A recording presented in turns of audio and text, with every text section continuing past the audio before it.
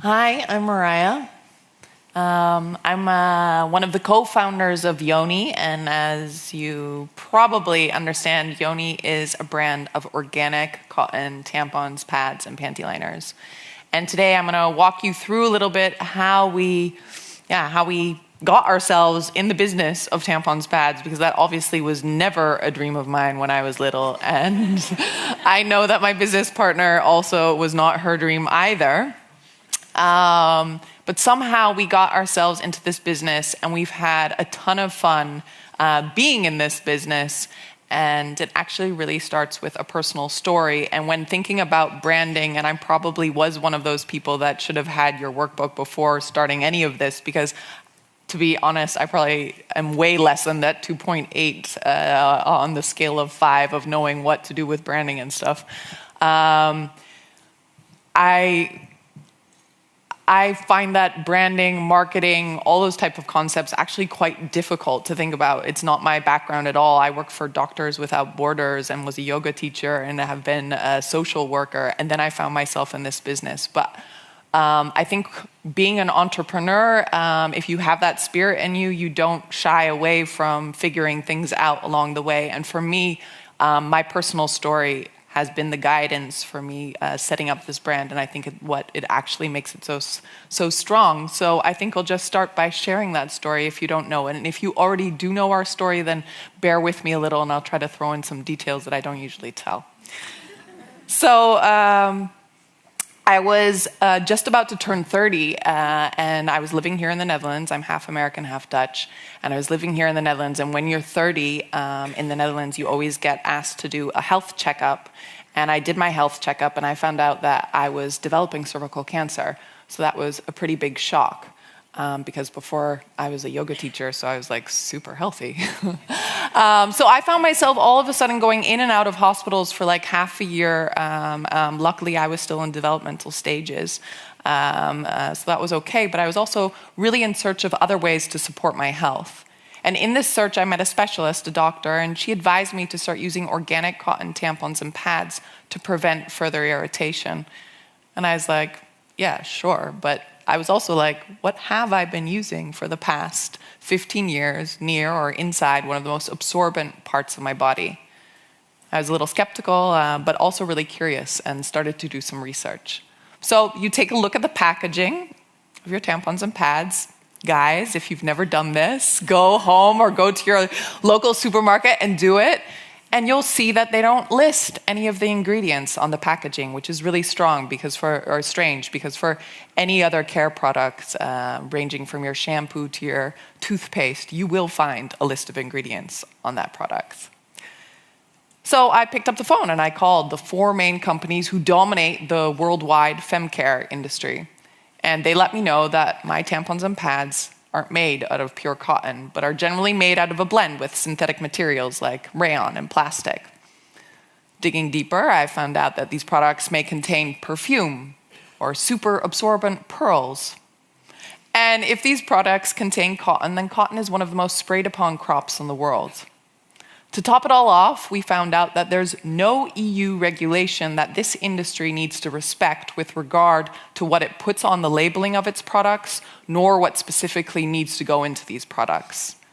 Now, while research is thin and inconclusive, I'll never know if my personal story would be any different if I had known this before. But what I did know was that this is a story worth sharing. Sharing to create awareness, sharing to create a demand, and sharing to make a lasting change to the current feminine hygiene market. We want producers to be transparent about the products they make, and we want there to be alternatives on the shelves next to the synthetic products. And this is why Wendelien, my business partner, and why we set up Yoni. We believe that all women should be able to know what their products are made from, and we wanted to make the organic cotton option go mainstream. And what we talked about on a rainy Sunday afternoon when I had to like bike around town to get my special tampons at the special store is actually what we're doing today still in the business. And it's really all about sharing the story, because I think tampons, pads, and panty liners, menstruation in general, is just a taboo subject that we don't discuss that much. So we wanted to share the story and make sure that all women know that this is a product that they can think about and that there are alternatives. And at the same time, we want to make the organic cotton option available on mainstream shelves. So, pretty clear idea, but how do you go about doing this? And it's pretty hard, as some of you may know, to translate that kind of powerful idea into a brand, to translate a story that we could tell and everybody would get enthusiastic when we tell the story, so we knew we were on to something, but how do you translate that then into like a packaging? Because that was our starting point.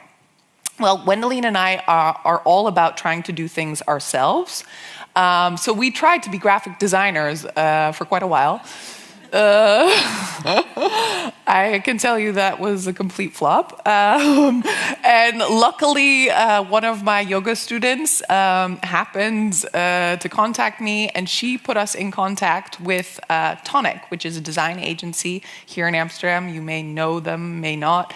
Thomas and Nikki, they do awesome, amazing stuff.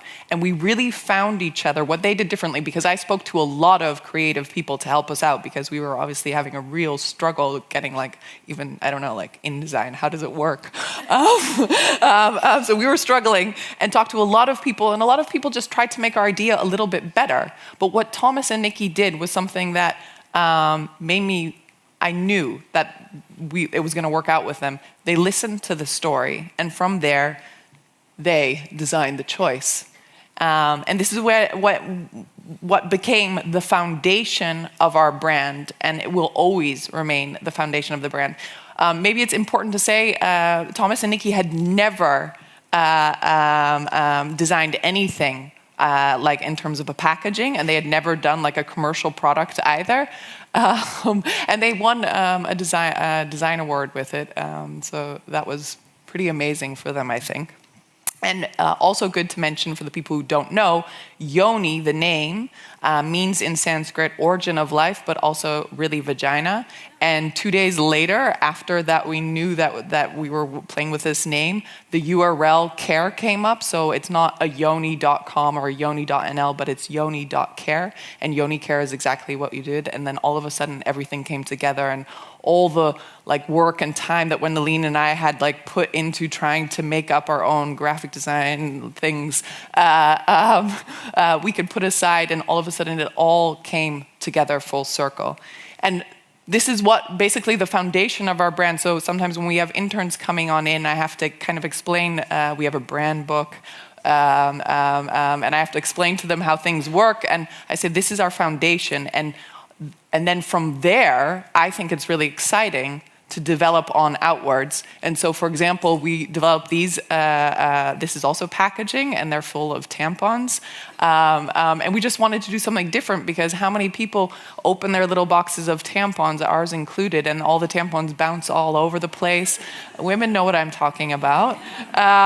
So we thought it would be cool to have something that looks really beautiful and that you could put it in. And for me, beauty or design is not just something luxurious.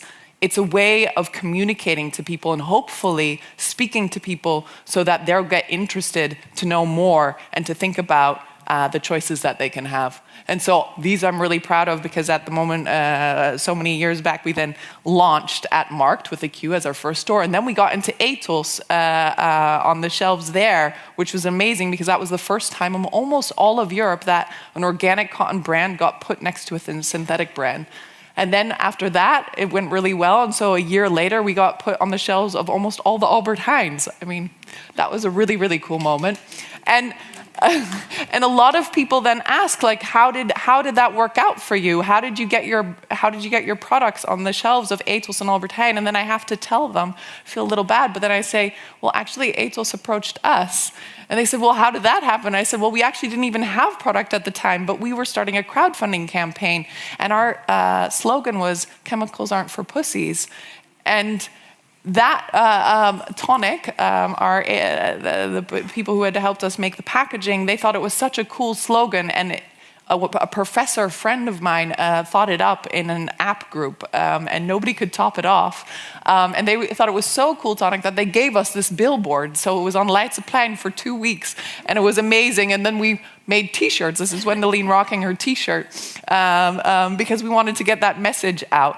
And I think if you have that story where that you're passionate about, and you find the right people to help you translate it outwards, then amazing things can happen. But it does take a lot of hard work. And this is our Instagram. And if any of you are on Instagram, I'm assuming that some people are. I'm even on Instagram nowadays. But you might think I'd never follow like a tampon company on Instagram, but I'm gonna say Instagram is the coolest thing that we do. And I think Instagram is, for me, such a cool place because it's where you can really have that creative space to play with the visual identity of your brand and to see it develop. And right at this moment, I'm seeing it develop into new places that I'm really getting excited about, and hope to be able to produce some stuff. So I'm going to quickly go through some of the cool stuff we've done, which usually has like an educational or some sort of message behind it, like the Cycle series, who's been made by the amazing creative duo Ina and Sonor. They're now called Insane. And it's really to get people hopefully thinking about their cycle, which is kind of important. And so it hopefully will pop up. And they won an award with this as well.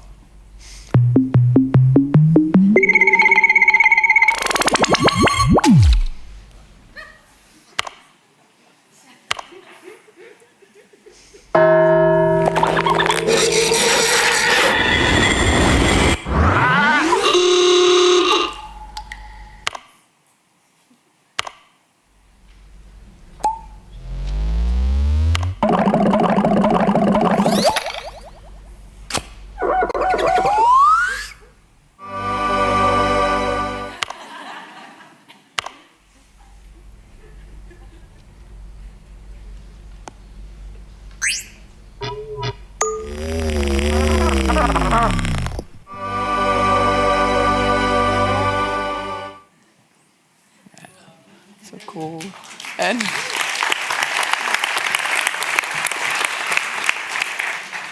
And then last 8th of March is International Women's Day, a cool day, I think.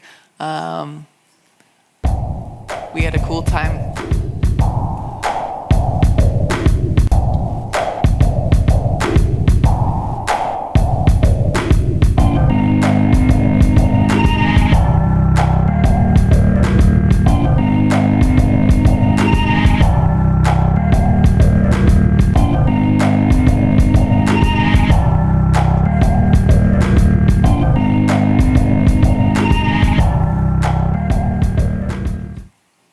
Check us out on the 8th of March. We'll be doing some cool stuff again that I'm looking forward to. And so this is just my little 2 cents of how we've done our best to take, I guess, a taboo subject and a product that's not talked about enough to the next level. Probably, hopefully, taking it out from behind the toilet paper and putting it right up on your shelf so you can show it to the world. And I'm really thankful for my team who has then now helped us translate things outward. So it's not just me and Wendelien behind the brand. And for me, I think at the moment, if I can just give one little message to move how I think things should be moving forwards, or something to think about in your own life and in your own work. I really believe that somehow we've left ourselves compartmentalizing our professional life, our social life, and our spiritual lives. And this allows, I think, honest people, self-aware people to be in the business of profit-making only, and to really go somewhere where we're going to be moving towards change is where we need to integrate our social and our spiritual lives into our professional lives, where we're at our most powerful, I'd say. So maybe that's something that you can think of and take home with you. And that way, I think we'll be moving towards using business as a force to do good. Thank you.